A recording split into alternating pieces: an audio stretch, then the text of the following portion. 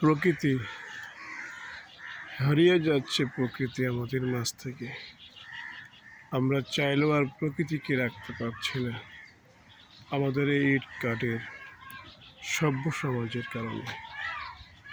পৃথিবী আমাদেরকে এই সবুজ শ্যামল প্রকৃতিটাকে ধ্বংস করে তারা নতুন করে একটা ইট কাঠের সভ্য সমাজের ইতিহাস সৃষ্টি করে দিয়েছে, যে কারণে আমরা এখন সবুজ শ্যামল সেই প্রকৃতিকে হত্যা করে এই ইট কাঠের সভ্য জগতে প্রবেশ করতেছি, যার প্রতিনিয়ত আমরা আমাদের জীবনটাকে মৃত্যুর ঝুঁকিতে প্রতিহত করছি। দেখা যাচ্ছে যে আমরা আমাদের সেই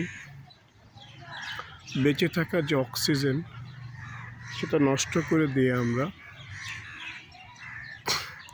তৈরি করছি ইট কাঠের সে দালান, এবং এই দালান এমনভাবে তৈরি হচ্ছে যে কারণে দেখা যাচ্ছে আমরা মনে করতেছি আমাদের এটাই মনে হয় বেঁচে থাকার একটা নিরাপদ আশ্রয়স্থান।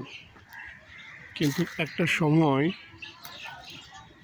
সময়ের পরিবর্তনে দেখা যাচ্ছে আমরা এই গাছপালা আমাদের সবুজ শ্যামল প্রকৃতিকে হত্যা করে আমরা মহাবিপদ ডেকে আনছি, মৃত্যুর ঝুঁকিতে পড়তেছি, এবং ক্রমান্বয়ে আমাদের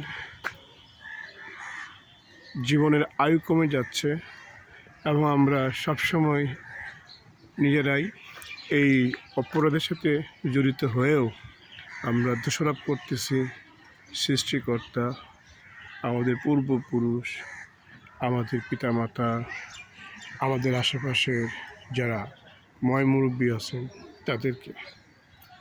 কারণ আমরা মনে করছি তারা আমাদেরকে সঠিক জীবন দিয়ে যায়নি বলেই আজকে আমরা এই ধরনের একটা জটিলতম জীবন অতিবাহিত করতেছে। কিন্তু সুন্দর জীবন যে আমাকে দিতে পারেনি তাকে দোষারোপ না করে যদি আমরা নিজেরা একটা সুন্দর জীবন গড়ে তোলার জন্য চেষ্টা করি, সেদিকেও আমাদের কোনো মনোযোগ নেই। আমাদের আছে শুধু সৃষ্টিকর্তা আমাদেরকে কীভাবে দিবে, পূর্বপুরুষ আমাদেরকে কীভাবে দিয়ে যাবে, এবং পিতামাতা কী দায়িত্ব পালন করে গেছে, আমরা সেটাই নিয়েই সারা জীবন তর্ক বিতর্ক করে চলে যাই। দেখা যাচ্ছে যে এক পর্যায়ে এই তর্ক বিতর্ক করতে করতে আমাদের সময় চলে যায়, জীবন আর কি পেলাম না পেলাম এটাই নিয়ে শেষমেশে আমাদের কি হয়, আমাদের জীবন এর একটা সিংহভাগ যৌবনকাল চলে যায়।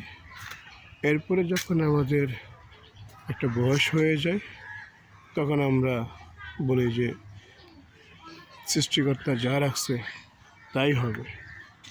এটাই হচ্ছে আমাদের বর্তমান সমাজের মানুষের একটা বাস্তব চিন্তা চেতনা।